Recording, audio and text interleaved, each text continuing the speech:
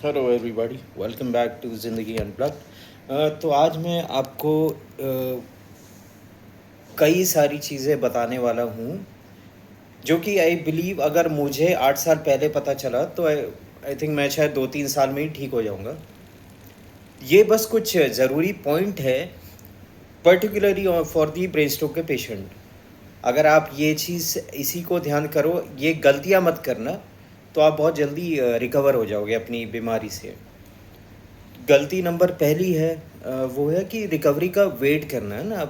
आप अपनी रिकवरी को वेट कर रहे हो, उसके अलावा कुछ एफर्ट नहीं कर रहे हो, खाली वेट कर रहे हो। तो यार रिकवरी देखो कभी भी चमत्कार से नहीं होती है। रिकवरी बहुत ज़्यादा मेहनत भी मांगती है, आपके थेरेपिस्ट की और आपकी खुद की, एंड इवन जो भी आपका केयर गिवर है, जो भी है, मोस्ट प्रॉब्ली मम्मी पापा। मेरे केस में 4 लोग हैं, मम्मी पापा, मेरे मामा मामी भी थे, इवन मेरी नानी भी थी।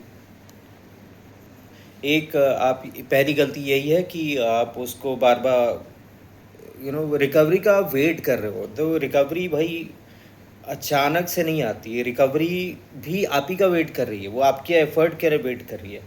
ठीक है। दूसरी चीज़ गलती ये है कि देखो, जब आप किसी क्लिनिक पे या किसी हॉस्पिटल में जाओगे या किसी थेरेपिस्ट घर पे बुला आएगा आपके यहाँ पे, तो वो जो एक्सरसाइज करेगा 1-1.5 घंटे में, अभी वो 1-1.5 घंटे जब करा के चला जाता तो वहाँ पे फिर आपको रिलैक्स नहीं होना है ना। जो थेरेपी का सेशन होता, वो उसका मतलब ये नहीं कि उनका इतना ही काम नहीं है, वो आएंगे आपको 1.5 घंटे एक्सरसाइज कराएंगे। यार आपको उन एक्सरसाइज को सीखना है। वो 1.5 घंटे तो आपका दिमाग के लिए है कि ठीक है, उसके बाद आपको एटलीस्ट मिनिमम 2 बार और करनी है एक्सरसाइज। एक बार सुबह कर लो, दोपहर शाम को जब भी आपका थेरेपिस्ट आएगा, और एक बार उसके बाद। तो दिन में 3 बार बहुत, लेकिन उस वो थेरेपी जो सेशन है उसको हल्के मत मत लेना, मतलब बहुत लाइटली मत देना। वो ज़रूरी चीज़ है, आपको वो एक्सरसाइज सीखनी है, उसको खुद भी करनी है। एंड एक्सरसाइज उतनी नहीं करनी है जितने आप थेरेपिस्ट करा रहा है। आप अपनी एक्सरसाइज खुद भी बना सकते हो। आपको पता है आपका एम क्या है। आपको पहला एम है आपकी हाथ पैर में ताकत बढ़ाना, ये दूसरा एम है, सॉरी ये दूसरा एम है। पहला एम है आपकी मसल को, है ना, जो स्पासिसिटी है वो उसको थोड़ा रिड्यूस करना। ऑल्दो ये दोनों साथ में भी चलती है। आप स्पासिसिटी को अपना वो करो, आप क्या कहते हैं, एक्सटेंशन करो जहाँ की भी आपको चाहिए। लेट से रिस्क की है तो आप रिस्क को अपने हिसाब से, ऐसे जैसे मैं ऑफन ऐसे बैठता हूँ, है ना, ताकि इस पोजीशन में मेरी उंगली भी पूरी स्ट्रेच हो रही है, रिस्क भी हो रही है ना, अपने मैक्सिमम लेवल तक जा रही है। उसके बाद फिर आपको आपको सिर्फ, क्योंकि दिक्कत आपकी हाथ पैर में है, लेकिन जो एक्चुअल दिक्कत है तो आपके ब्रेन में है। तो एक्सरसाइज से आप अपने हाथ पैर को ठीक कर रहे हो, लेकिन क्या आपने, या इवन क्या आपके थेरेपिस्ट ने भी, क्या वो उन्होंने बताया है कि यहाँ इस पे काम करो, दिमाग के ऊपर है। हाँ, एक्सरसाइज से भी होता है वो भी। इन अ वे आप उस पर, आप दिमाग पे ही काम कर रहे हो। लाइक मैंने अपने पहले भी वीडियो में बताया था कि रेपिटेशन ही खुराक है इसकी, वही दवा है मेन। तो है ना, साथ में दिमाग के लिए भी काम करो। दिमाग के लिए काम करना एज एन, आप अपना डाइट को ठीक कर रखना। There is a thing called omega 3। तो हर वो चीज़ जिसमें ओमेगा आता है, ओमेगा 3, वो उसको खाओ, क्योंकि वो ब्रेन के लिए प्रोटीन होता है। उसके अलावा योगा करो, अनुलोम विलोम, पहले भी बताया था आपको। उसके अलावा एक चीज़ होती है CIMT, आई बिलीव यही होता है, कॉन्स्टेंट इंड्यूस मोमेंट थेरेपी नाम है इसका। तो ये बेसिकली आपको, जो आपका अफेक्टेड हैंड है जिसमें दिक्कत है, ज़बरदस्ती सही हो नहीं भी कर रहा है, फिर भी उस हाथ से जितना ज़्यादा काम करो। लेट्स से आपका मान लो कि ये हाथ ये है, ठीक है, ये अफेक्टेड हाथ है, ये इस हाथ का मेरा बंद है। अब मुझे पानी पीना है तो मैं अपने दूसरे हाथ की हेल्प से इस हाथ को खोल के ग्लास पकड़, है ना, दूसरे हाथ की सपोर्ट लेकिन आप जो अफेक्टेड हैंड है उससे काम करो, सो दैट आपको ब्रेन को भी रियलाइज़ होगा कि अच्छा, ये जो अफेक्टेड हाथ है जो काम नहीं कर रहा है, ये मेरे शरीर का हिस्सा है ना। तो एक अपने अफेक्टेड, है ना, दिमाग के साथ भी, हाथ पैर के साथ ब्रेन के लिए भी काम करो। फिर है अपनी मेडिसिन को प्लीज़ लाइटली मत लेना, है ना, कि छोड़ दो, कहीं घूमने चले गए। तो भाई कहीं ऐसे टाइम, जिस टाइम है ना उस बीच को आपको दवा भी लेनी है, तो वो दवा कैरी ले के साथ में लेके चलना। और मिस तो मत ही करना। क्यों नहीं करना? क्योंकि मैंने भी एक बार मिस करी थी, मुझे तो आ गया फिट्स, बहुत बड़ा सीजर भी कहते हैं उसको। तो एक ये है। तो एक बहुत ज़रूरी चीज़ है जो कि आप हमेशा देखो, आपकी अब बॉडी आपकी है, तो आपको 24 घंटे और आपको वही हाथ ऐसे ही बंद रहेगा, पैर में वही लचक रहेगी, ठीक है। तो आपकी जो प्रोग्रेस होगी ना, देखो, क्योंकि जो एंड रिजल्ट है, हम क्या चाहते हैं कि पैर में लिम्फ हो ही ना, या फिर हाथ उंगली चल जाए, इसमें बहुत टाइम लगेगा। लेकिन आपकी प्रोग्रेस हो रही है या नहीं, तो आपको क्या करना है, छोटे छोटे वीडियो बना देना, है ना। आप अपनी चलो, कोई भी अपना कैरियर को बोल दो ना, मेरा एक वीडियो बना दो, आप पहले चलो, अपने वीडियो पे आपकी चाल रिकॉर्ड कर हो गई। आप डेली मत बनाओ, बट हफ्ते में एक बार, जैसे आज मंडे है, अब मैं आज अपना एक वीडियो बना लिया, और मैं रोज़ ही ऑफन करता हूँ, क्योंकि ट्रैक करने के लिए यही एक तरीका। हाँ, जो जो थेरेपिस्ट हैं वो लोग इतने ट्रेंड है कि वो आपकी बॉडी को देख के ही समझ जाते हैं कि अच्छा ठीक है, रिकवरी हुई है। कि कई बार रिकवरी ना रिवर्स भी जाती है आपकी, अगर आप छोड़ दोगे तो रिकवरी, अगर मान लो कि आपका हाथ इतना मुड़ खुल गया है, अगर आप मान लो 1 हफ्ते या 15 एक्सरसाइज, तो यहाँ फिर से ऐसे ही हो जाएगा। तो इस बीमारी सबसे इरिटेटिंग चीज़ यही है कि इसकी रिकवरी रिवर्स भी जाती है, ठीक है। उसके अलावा एक बहुत बड़ी एडवाइस है जो केयर गिवर यानी कि मम्मी पापा, आपके भाई बहन, चाचा चाची, मामा मामी, जो भी है आपके साथ रह रहे हो। तो देखिए, ये केयर गिवर के लिए मिस्टेक ये है कि आपको पेशेंट का सारा काम नहीं करना है ना। मतलब ये नहीं कि पेशेंट को बोल दो भाई खाना खाना खा लो। क्यों? आखिर कब तक खाना खा लो पेशेंट? मान लो, ऐसा कभी होता नहीं है, बट कुछ केस में होता भी है। मान लो आप पेरेंट्स हो, आपकी उम्र 60 साल है, ठीक है। अब इस दुनिया में कोई भी अमर नहीं है, और आपका पेशेंट मान लो 40 साल में ठीक ही नहीं हुआ, और आपकी उम्र 60 साल, तो भाई आप देखो, अमर तो है नहीं कि आप भी 100 120 खींच दोगे।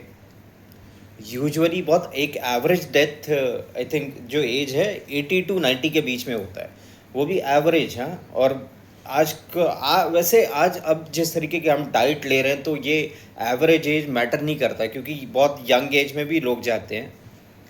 तो हाँ, तो ये है कि केयर जो गिवर है ना, कि जो केयर गिवर आपको पेशेंट का सारा काम नहीं करता। इनफैक्ट पेशेंट से ही कराओ, कोशिश करो कि आप पेशेंट से ही काम कराओ। इनफैक्ट घर पे छोटे मोटे काम भी कराओ, एज इन आपको प्यास लगी तो उससे पानी मंगाओ, है ना उसको। एंड द बेस्ट थिंग जो मैंने किया, और मुझे उसमें बहुत हेल्प भी पड़ा, मैंने क्या किया, मैंने अपने हाथ पे ही, अब हाथ तो उंगली चल नहीं रही है, तो अब मेरे पास क्लेंच फिस्ट है, तो मैंने क्या कि मैंने इस क्लेंच फिस्ट में ही एक कपड़ा बांध दिया, ठीक है। अब मैं क्या करता हूँ, मैं रोज़ सुबह उठ के मैंने अपना घर को डस्टिंग करता हूँ। उससे क्या कि मेरे हाथ को अच्छा खासा मूवमेंट मिल जाएगा, हाथ में कपड़ा बंधा एक्चुअली डस्टिन हो भी जाती है। और ब्रेन को, है ना, वो CIMT जो मैंने बताया, तो उसका एक्चुअल मोटिव यही है कि अपने अफेक्टेड हाथ से इतना काम करो कि ब्रेन को पता लगे कि अच्छा ये मेरा काम है, इसको भी मैं ही कंट्रोल करूँगा, ठीक है। पेशेंट को एक बहुत बड़ी मिस्टेक आप ये करते हो कि ना, आप देखो, ब्रेन स्ट्रोक में बैलेंस लगभग होता ही नहीं है इनिशियली, तो बिल्कुल नहीं होता। जैसे जैसे आपका पैर में ताकत आ जाएगी, स्ट्रेंथ बढ़ेगी, तो आपका बैलेंस भी रीगेन हो जाएगा। तो जो आप कभी कभार गिर जाते हो या चोट लग जाती है, तो ये छोटी छोटी चीज़ें इग्नोर मत करना, एंड स्पेशली इग्नोर मत करना, है ना, खुद से नहीं, अपने घर वालों को भी बता देना। एंड सबसे ज़रूरी है, जो भी डॉक्टर आपको ट्रीट कर रहा है, डॉक्टर आजन आपका जो न्यूरो के डॉक्टर नहीं, जो आपकी मेडिसिन लिखता है वो नहीं, जो आपको फिजियोथेरेपिस्ट करा रहा है, तो अपने थेरेपिस्ट को बोलिए कि उनको बता दिए, क्योंकि भाई ये चोट है। मैं इसलिए कह रहा हूँ क्योंकि देखिए, होता क्या है कि मान लो ये मेरा हाथ है, ठीक है, इस हाथ पे मेरी कम से कम 10 एक्सरसाइज होती है। अब मान लो कि मैं गिर गया, ठीक है, मैं गिरा हूँ, मैंने इस हाथ से अपने आप को रोका, मेरी बॉडी को, अब मेरी रिस्ट फ्रैक्चर हो गई, ठीक है? लेकिन मेरे थेरेपिस्ट को पता नहीं है और मैं भी छुपाने की कोशिश कर रहा हूँ कि यार छोड़ो यार, छोटी तो है, हल्का दर्द हो रहा है, 3-4 दिन में ठीक हो जाएगी। लेकिन आपकी तो रिस्क की एक्सरसाइज देखो, प्लास्टर ये एग्ज़ाम्पल है। प्लास्टर जब बनता है तो एटलीस्ट डेढ़ minimum of, I think, not too sure क्योंकि मैं डॉक्टर नहीं हूँ, 1 महीने, 1.5 महीने तो बनता ही, आई थिंक। वो डिपेंड करता होगा कि जो फ्रैक्चर वो उसकी इंटेंसिटी क्या है, कितना बड़ा है, कितना छोटा है, जो भी है, उनका जो भी क्राइटेरिया है। तो हाँ, तो आपको अपनी चोट को, आपको थेरेपिस्ट को मेक श्योर बताओ, क्योंकि देखो, अगर वो आपका थेरेपिस्ट को नहीं पता कि आपके रिस्ट में फ्रैक्चर है, आपने गिरा है, तो वो है ना, और वो रिस्क की एक्सरसाइज कराते ही जा रहा है ना, क्योंकि आपके हाथ में उतनी सेंसेस नहीं है, क्योंकि है ना, आपका जो न्यूरॉन होती है पूरी बॉडी में, मसल हर जगह पे, तो जो उसका रिसेप्टर है वो उसकी, है ना, अब वो उतने अच्छे से रिसीव नहीं कर रहा है सिग्नल को, तो उसको उतना पेन का भी आइडिया नहीं होगा। ऐसे तो आपको दर्द लगती है तो आप तुरंत, है ना, आप चीखोगे क्योंकि आपको दर्द तुरंत इमीडिएट फील होता है।